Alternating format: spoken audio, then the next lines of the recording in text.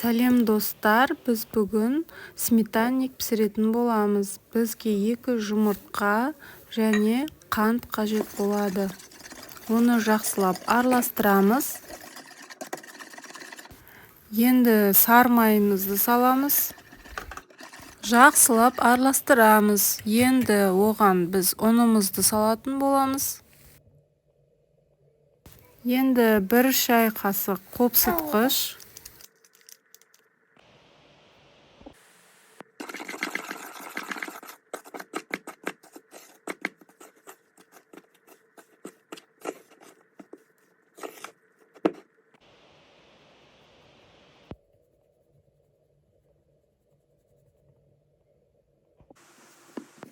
енді қолымызбен ақырындап илеп алатын боламыз.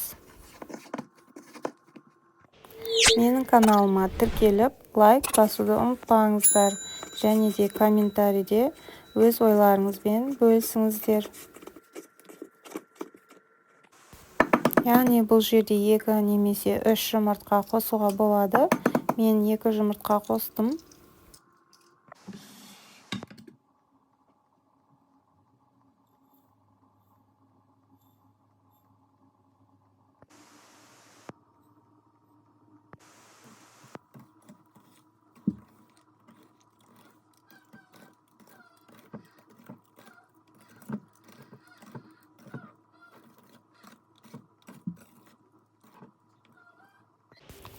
Міне достар, біздің начинкамыз дайын болды. Енді қамырымызды жақсылап оқтаумен жайып алатын боламыз.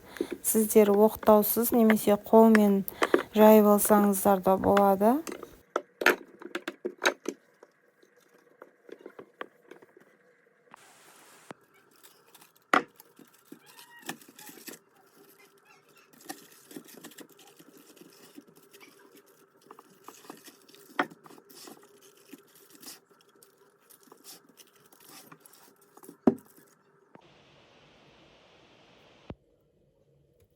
Міне достар, енді біз қаймақты ішіне құятын боламыз.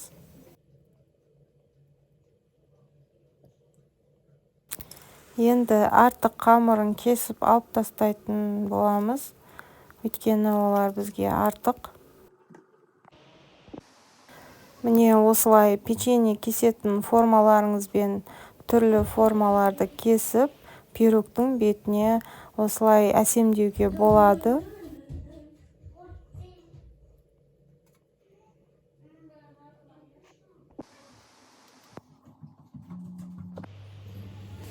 Ал енді духовкаға саламыз. 180-200 градуста 1 сағаттай, немесе әркімнің өзінің духовкасына қарай піседі. Міне біздің пирог дайын, өте керемет, жақсы болып пісті. Начинкасы да өте дәмді, қамыры да өте жұмсақ. Барлықтарыңызға ас болсын, жасап көріңіздер.